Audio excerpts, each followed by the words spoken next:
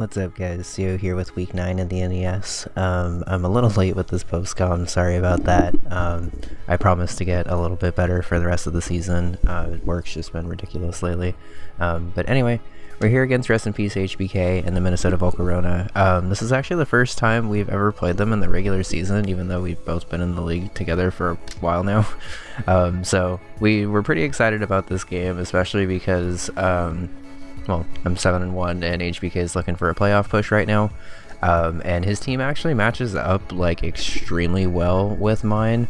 It took him a little while to get used to his roster, but he's like 4-1 in his past couple of games and is clearly like adapted to his roster now. So like going into this week I was really terrified, especially because HBK is probably one of our most creative coaches in the league, if not the most creative coach. I don't want to offend any other coaches by like saying they're not creative, but like HBK will make you plan for even like the most dumb shit ever, and like in the best way possible. So going into this week I was terrified. So I tried to prep a little odd this week to try to kind of throw him off, I guess. So I'll get into what I brought here. First off, I have Aegislash with Psychic Terrain, Psyshock, Shadow Ball, and Energy Ball, 108 HP, 252 Spatak, and 140 plus speed. Psychic Terrain is here, first of all, to surprise reset my terrain. Not like that really matters. To block priority, which does matter actually quite a lot because he has a Mimikyu and an Aegislash. I'm going to say Aegislash this time because honestly I'm not 100% sure. But he has Shadow Sneak on both of those, and he also has a Mega Lopunny that he left behind, which I was really afraid to fake out and Quick Attack and all that. So Psychic Terrain seemed like it would actually be a pretty good bring this week. He also doesn't have a Dark type unless he brings Still Valley Dark, which he didn't. So I felt pretty confident about basically just being able to spam Psyshock if I wanted to. And it'll do a lot of damage, get the 1.5 Spatak boost, I guess, because it's a Psychic type attack in Psychic Terrain, and it blocks the priority to potentially kill Aegislash. So in most of my practices and late game stuff, Aegislash actually kind of ended up making some pretty cool comebacks. So I kind of just had to be careful on weekend stuff. Next up is Black Sludge and Alolan Muck with Poison Jab, Knockoff, Ice Punch, and Shadow Sneak. Max HP, nearly max defense with a little bit of attack to 2-hit KO, or I think it's to OHKO Swallow with an Ice Punch, because like it wasn't like a guaranteed OHKO before then. I'm gonna be honest, it's a couple of weeks after this battle, so I'm trying to remember exactly what all my EV spreads do, but I'm pretty sure that's what it was. And then with a little bit of speed actually to speed creep Donphan, just because they happen to speed tie, I guess. Next up is Choppleberry, Scrappy, Miltank with Counter, Body Slam, Milk Drink, and Stealth Rock. Max HP, max defense, and a little bit of Spit F. So I've never actually brought Scrappy Miltank before, but HBK kind of is like infamous this season for his like double core, or double ghost, double normal core, or triple normal core, depending on how much he wants to go with it. Which actually works really well because normal and ghost play off each other really well, especially the specific normal types and ghost types that he has. So I kind of wanted something that would just be able to at least hit everything, even if it's not like great at hitting everything. So I wanted Scrappy Miltank this week.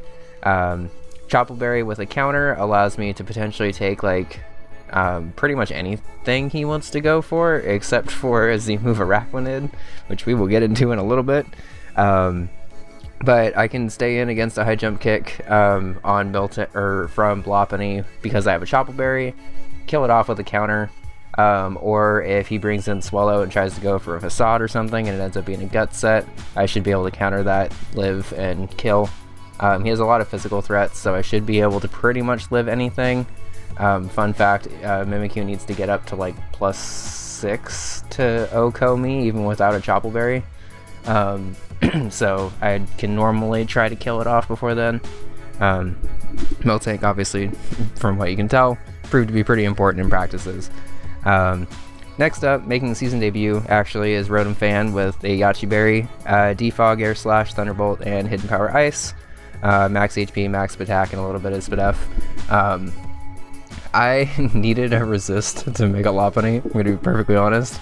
Rotom Fan was basically there to take an Ice Punch with the Yachi Berry, kill it off with an Aegislash. If I can try to defog away some hazards that get set up also, that would be nice. I haven't actually brought defog at all this season, I think. Which is kind of weird to say because I have like a couple of like really great defoggers, honestly. But I haven't really needed it before this week. This week it proved to be kind of annoying, so I decided to bring Rotom Fan aboard. Next up is Waconberry, Tapu Fini with Taunt, Ice Beam, Moonblast, and Shadow Ball. Max HP, 92 plus attack, 4 Spadaf, and 156 speed. I was originally max speed to speed tie with a timid Life Orb Nidoking. First of all, he didn't bring Nidoking, so it's obviously good that I didn't like creep to that anyway. But I noticed I was still able to live most hits, even if I like had to take a hit anyway.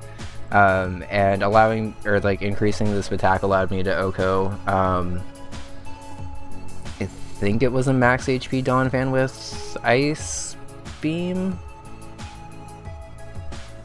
Gonna be perfectly honest, I don't exactly remember. Like, it was one of the 6 that he brought, but I don't remember what it was in practice that it actually allowed me to OHKO.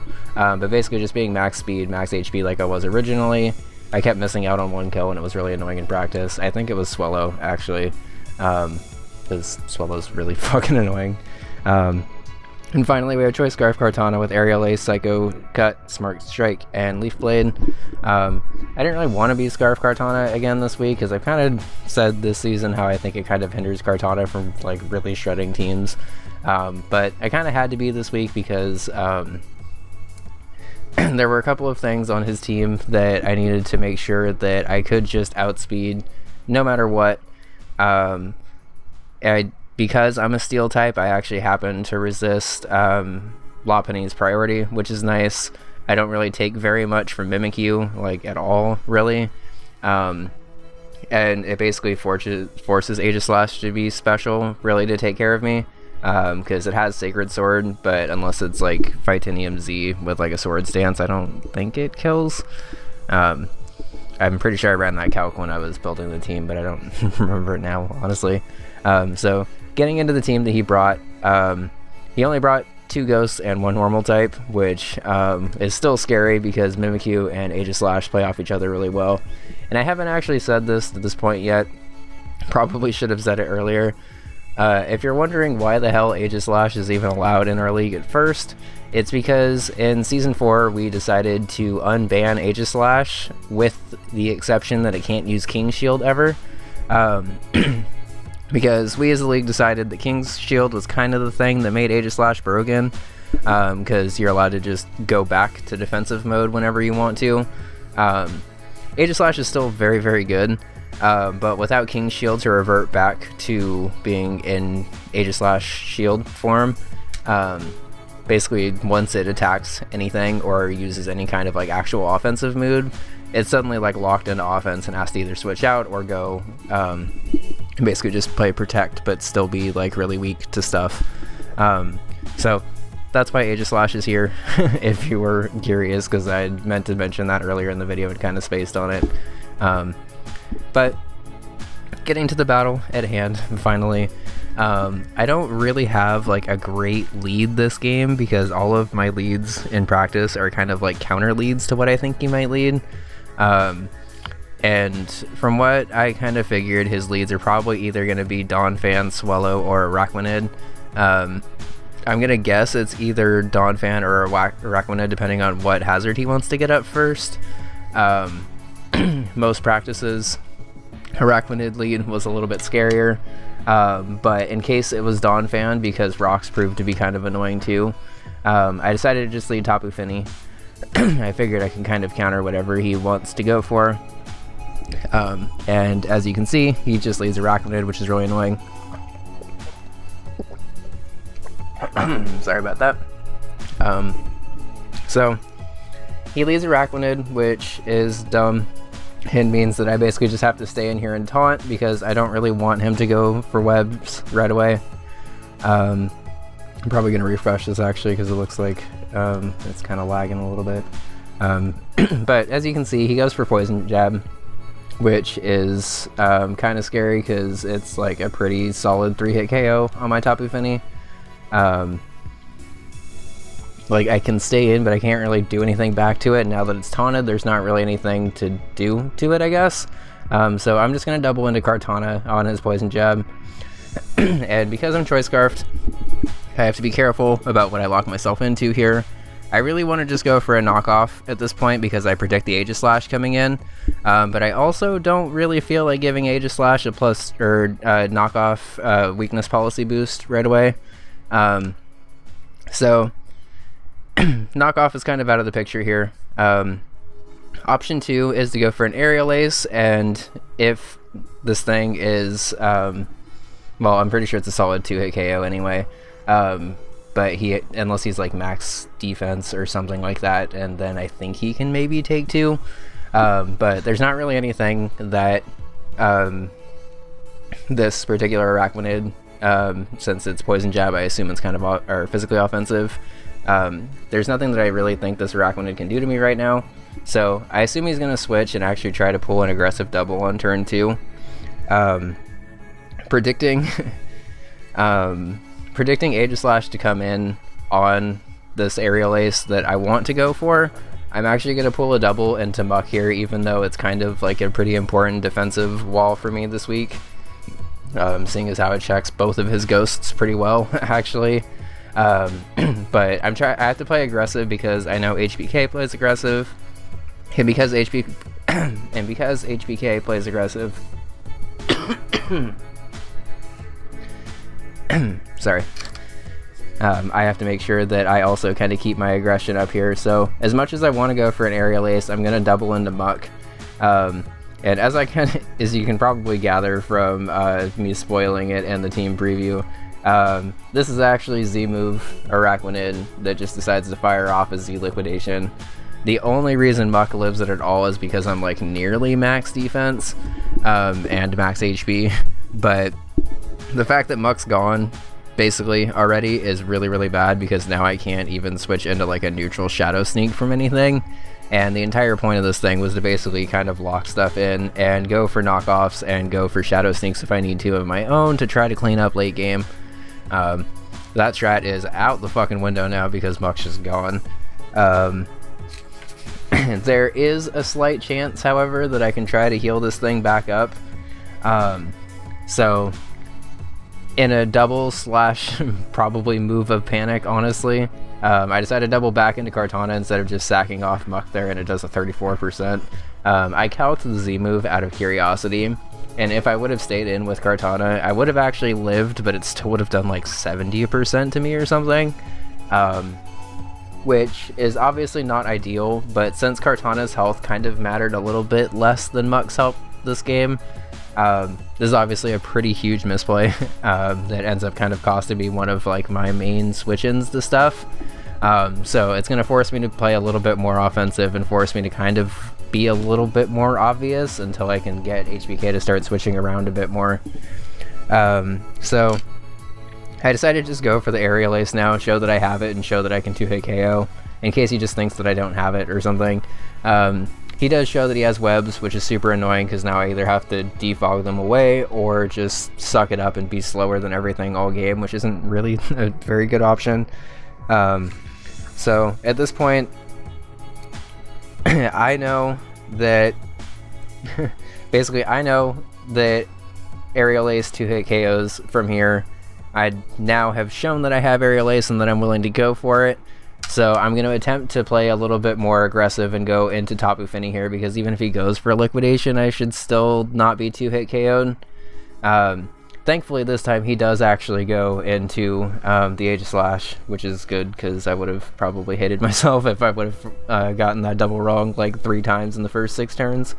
But I don't want this thing trying to set up on me. If it goes for a Swords Dance and takes a Shadow Ball and ends up getting like a time or a +4 attack boost in 1 turn, it could be really bad, especially since Muck is completely useless at this point and Kartana is severely weakened. So I'm gonna go for a taunt to try to keep this thing out. I'm actually not too mad that I taunt Regice because it prevents it from rock polishing in my face, which is kind of nice. At this point, I don't really want to take a Thunderbolt though, because Thunderbolt from a Regice actually still hurts kind of a lot. So I'm going to go into Miltank. Even though this is more of a physical wall than a special wall, it still actually takes it fairly well, I guess. Not great or anything, but okay. So to kind of weaken the Arachnid that's very annoying to me this game, and to kind of try to chip its Swallow so it doesn't get an infinite amount of switch-ins here, I'm going to go for Rocks, because I kind of just predict this thing to switch out or whatever. He ends up, unfortunately for him, missing a Focus Blast. I forgot how much it was gonna do in the calc, but I'm pretty sure it would have killed Miltank from here.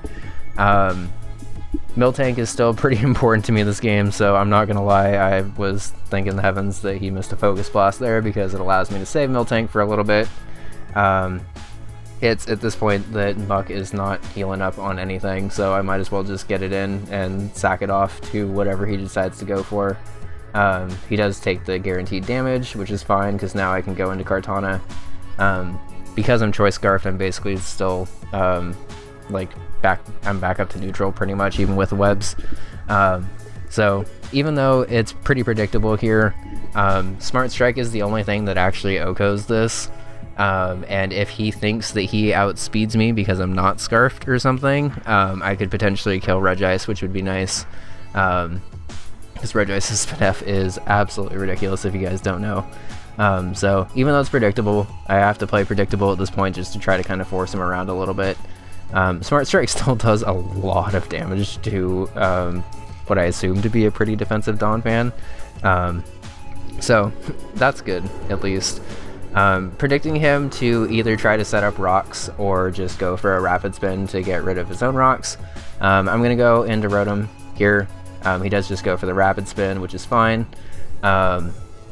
He's in range at this point, actually, unless he's Assault Vest, which he could be. But he's in range at this point basically to die from an HP Ice. But I figure at this point that getting rid of webs is probably a little bit more important, because if I defog and he just goes into Arachnid at some point, I can actually at this point just go into Rotom Fan and fire off Thunderbolts. Now that I've confirmed that he's a very, very, very offensive Arachnid and not like kind of the more defensive one that could have like Mirror Coat or something like that, that was the main reason I didn't want to just go Rotom Fan right away. So now that I've confirmed that he's not that, basically I can afford to kind of get rid of webs and then just play a little bit more aggressively, which is what I should have been doing from the beginning, but that's okay. Turn 13, I'm finally caught up in, so good news. So I'm gonna go for the defog, get rid of the webs as he goes for the knockoff and knocks off my Yachi Berry. Because I'm actually pretty bulky for a Rotom, I am able to actually live an Ice Shard from here. Not very well, and honestly, depending on how offensive he is, I may not live it all the time. But I'm gonna chance that, and if he tries to go for a Rock Slide or a Stone Edge or something like that, which is also possible, I'll obviously outspeed and be able to kill with the HP Ice here. So I go for the HP Ice and it does kill. Thankfully he's not Assault Vest. He now goes Regice, which is obviously going to take like maybe 2% from an HP Ice. So not going to do that. Instead, I'm going to go ahead and try to go back into Tapu Fini and try to do a little bit of damage. I think it's mostly just to prevent this thing from setting up, because I was a little surprised actually that he went for a Focus Blast there. I guess he might have been predicting my Miltank to come in on an Ice Beam or a Thunderbolt or something like that. But because I went Tapu Fini instead, I resisted also. I would figure that kind of covered both the Ice Beam and a Focus Blast, but I wasn't really expecting Focus Blast. So at this point, I'm just going to fire off another Taunt just to make sure that this thing can't set up. I know it's a little bit predictable at this point, but I really just want to make sure that I don't get like counter swept here before I'm actually able to get my offense going. He shows really interesting tech here that I actually want to pause and explain. So I was pretty convinced that his fourth move was going to be Rock Polish, and then he showed that it was Seismic Toss, and I was like very confused about this all game. But he turns out that he actually brought it for Shuckle, which I thought was like pretty great prep and good job on his part. Because I wasn't really expecting Seismic Toss on there at all. Because I'm actually a max HP Miltank, it doesn't really do that much. So I'm hoping I can try to get a Milk Drink up here, especially now that I see that he doesn't really actually have stuff. But actually, now that I'm looking at my notes, I want to get a Milk Drink up, but because I'm still scared of this Arachnid setting up webs and the Swellow coming in for free, I'm going to try to get rocks up. He does go into Swellow now, and at this point I just have to let something drop. I'm going to talk about this a little bit because I'm still not 100% sure at this point that it should have been Miltank that dropped here. Because Tapu Fini wasn't really doing a whole lot at this point in the game. But because webs are gone now, I'm actually able to go Alakazam at this point. I assume he's Specs when I'm calculating this out, but he's probably Scarf to be able to outspeed Alakazam. If he's Specs, he does not outspeed me here, and I kill with a Psyshock. And if he is Scarfed, he doesn't do the damage that he needs to do, even if he's Scarf max special attack modest. He doesn't do the damage that he needs to do with the Boom Burst here to actually kill Mega Alakazam. So I'm just going to go for a Psyshock. Luckily HBK is smart enough to switch out here. Unfortunately for him, because I go for a Psyshock and not a Psykick, this is like a guaranteed 2-hit KO on Regice, even if I didn't have rocks up. Regice was obviously very scary to me, and for a while I was running Psychic just to get a little bit more damage. But between Arachnid and Regice, specifically on this team, it obviously ended up doing a lot more to have Psyshock. So, gonna go ahead and take out the Regice, which has obviously done its job at this point. And he goes Mimikyu, which is terrifying. If you've ever gone in front of a Mimikyu, you kind of just have to like start sacking things to it to be able to break the disguise to finally actually be able to kill it. So at this point, Tapu Fini's not doing anything. I have to basically let him get a Swords Dance up because I can't risk him going for a Shadow Sneak there. Because Disguise is still up. If Disguise wasn't up, actually, I could have gone for a Psychic Terrain there, blocked his Shadow Sneak, and then basically O-code him with Shadow Ball. But I wasn't able to do that yet because Disguise was still up. So at this point, I basically have to sack Tapu Fini to the Wood Hammer. Luckily, the health that I'm at, Rotom is actually able to live a Shadow Sneak at this point. Not comfortably, but it is. And I can get a Thunderbolt off, break Disguise, and at this point I can actually kill. I have to sack Rotom, obviously, but because Mimikyu only got up to +2, it doesn't actually really kill with anything at this point. So it's going to be forced to go for a Shadow Sneak, get rid of like half my health instead of all of it. But Smart Strike is going to kill, and at +1 it's actually going to kill pretty much anything that comes in. It's at this point that I basically like have to sack Kartana though. With how confidently he brought in Swellow, I'd like instantly assumed it was Scarf, but there's not really very much I can do at this point because I still need Alakazam to be able to be at full health to switch in and not die to a Boom Burst here. So I basically have to hope that he's not Scarfed. As you can tell, he is. I'm actually a little surprised he went for an HP Fire there though, because it allows me to go into Zam even more comfortably at this point. Trace's Guts, which is interesting because he's like Guts special, but that's okay, I guess. Because he is forced to actually go Arachnid here, I'm going to set up my Psychic Terrain because it's kind of the only chance I have left of this game. I figure at this point, if I can get a Psychic Terrain boost up, and if I can get through Aegislash without taking too much damage, I might actually be able to tank a hit from Swellow and actually win this game still. So I go for the Psychic Terrain and start trying to just spam Psyshock at this point, basically. And then he ends up finally bringing out Aegislash to kind of stay in for a second. And I'm calculating this turn for a while. If I go for a Psyshock here, it's actually a 2-hit KO because of Psychic Terrain and because of how dumb Mega Alakazam is. So I can 2-hit KO here, but if he's like a very offensive Aegislash and tries to just go for an attack, I may be able to live at this point, and then potentially kill off Aegislash. It's kind of looking unlikely that I'm going to be able to kill off both, but I should at least be able to kill off Aegislash. So I go for a Shadow Ball and basically just hope that he's not weakness policy at this point, because it's looking like a more solid 2-hit KO. Obviously, with how much I preface that he is weakness policy. So Psyshock would have been the play, because it basically would have locked him into Iron Head without the ×2 attack boost, and then when he was in Blade form, I could have just Shadow Balled and like wiped him off the face of the earth. But I wouldn't have really been able to take a hit from Swallow at that point anyway. Although, to be honest, I'm not 100% sure if that's true, because he was Guts and not... I guess he didn't actually really need to be Scrappy now that I think about it. But it's just interesting to me, I guess, because that game definitely played out to HBK's like really great prep that week. I do think it was actually still like a really close game, even though he kind of like tore me apart for the first couple of turns.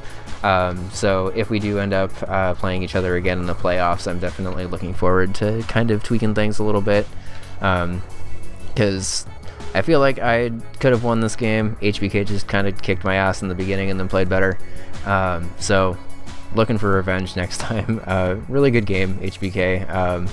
I'm not salty about it, I'm just kind of annoyed that I had lost, because I feel like I could have won this game if I would have not played as dumb around Araquanid.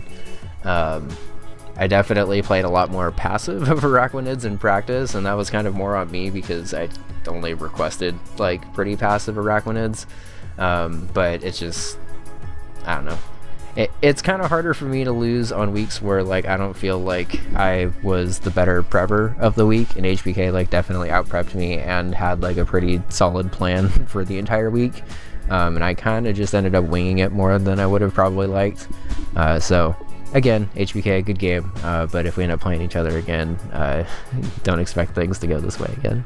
So I will see you guys next week. We are 7-2 still, so we haven't locked up playoffs yet. Next week we will take on Remy, coach of the Philadelphia Vulpixers. She's a new coach and has only really had like 2 or 3 battles in her league, which is terrifying, because obviously playing a new coach this late into the season, you don't really have tape on them, so you kind of just have to build and hope that things work out. So we'll get there and hope that things work out, I guess. So have a good one, guys. Thanks for coming by. Drop a like and subscribe if you're interested, and I will see you next time. Bye.